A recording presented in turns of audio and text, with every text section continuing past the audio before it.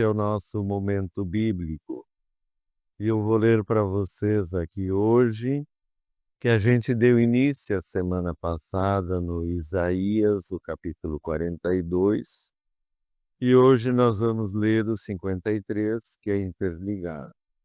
Lembrando que o profeta Isaías, em verdade, escreveu do capítulo 1 até o 39. Do 40 ao 55 é o segundo Isaías, que é um profeta anônimo que ele escreveu no exílio, na Babilônia, no final do exílio. Então, é cerca de 500 e poucos anos antes de Jesus. Então, porque daí tem outro, e tem o terceiro Isaías, que é do 56 até o 65. Porque eles colocaram tudo no mesmo livro, porque a mensagem tem a ver, como se fosse um novo êxodo, um recomeço depois do exílio. Então, esses profetas foram eleitos por Deus para trazer essa mensagem, para as pessoas. Capítulo 53, versículo 1. Quem acreditou em nossa mensagem?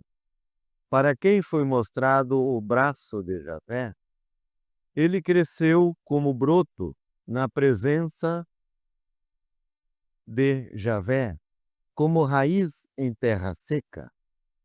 Ele não tinha aparência nem beleza para atrair o nosso olhar, nem simpatia para que pudéssemos apreciá-lo.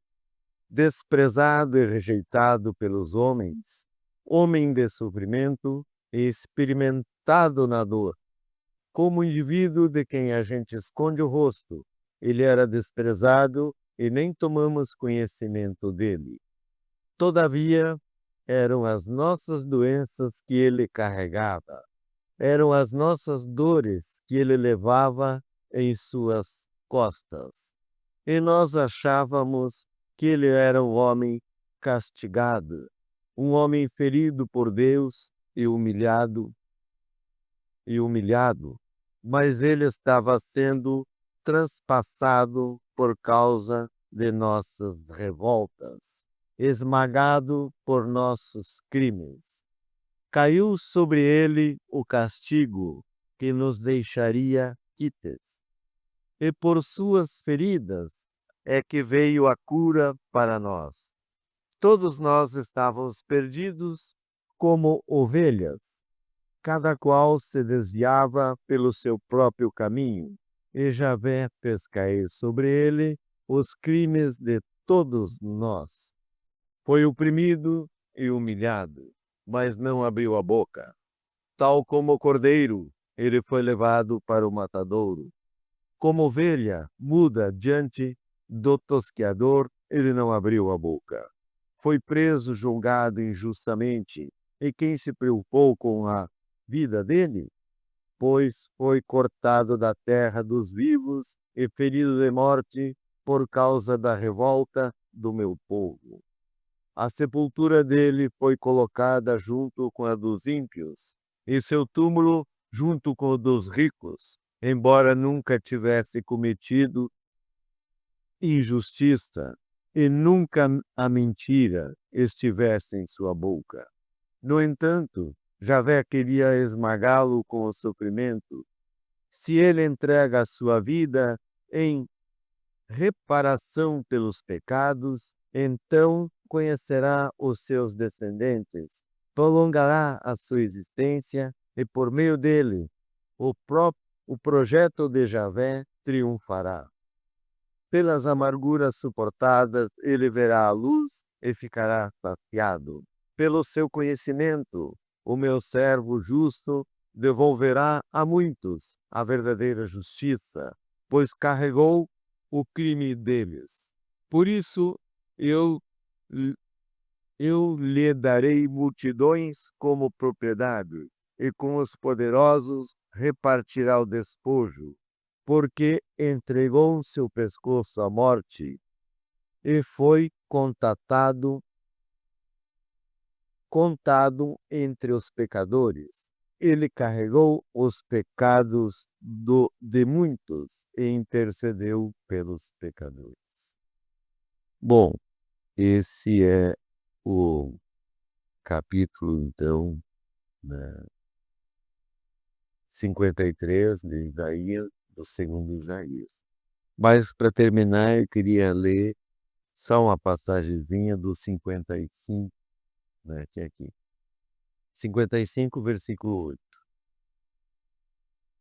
Os meus projetos não são os de você, e os caminhos de você não são os meus caminhos. Oráculo de Javé. Tanto quanto o céu está acima da terra, assim os meus caminhos estão acima dos caminhos de vocês. E os meus projetos estão acima dos seus projetos.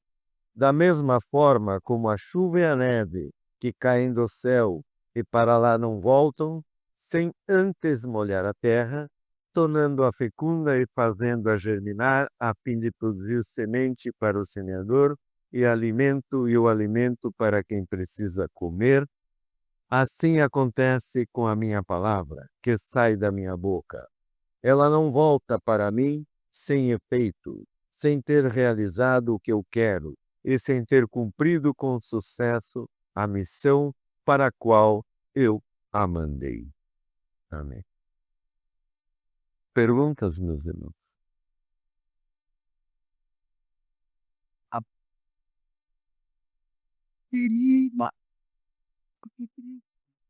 Sim, e esmagar o servo no sentido, né, do sofrimento todo que ele teve que passar, de todas as humilhações e até a morte de cruz, que é extremamente cruel.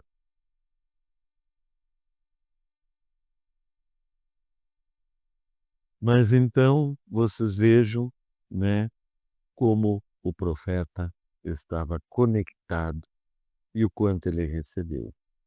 Porque parece que ele escreveu isso depois, né? Mas ele escreveu muitos anos antes. Exatamente tudo o que ia acontecer e sobre Jesus, é claro, ele está falando claramente de Jesus. Não é citado o nome porque Jesus ainda não tinha nascido, né? Então ainda não tinha o nome, mas ele estava falando que ele iria trazer.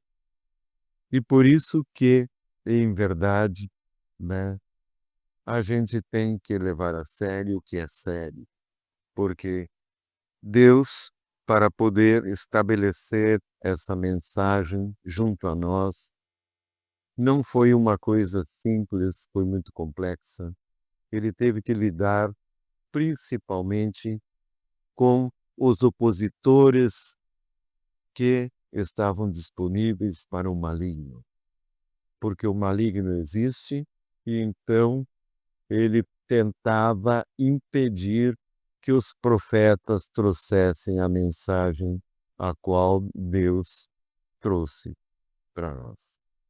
Então, o tempo todo, né, o maligno assediava, dificultava e, mais do que nunca, ele tentava atrapalhar sempre todas as coisas.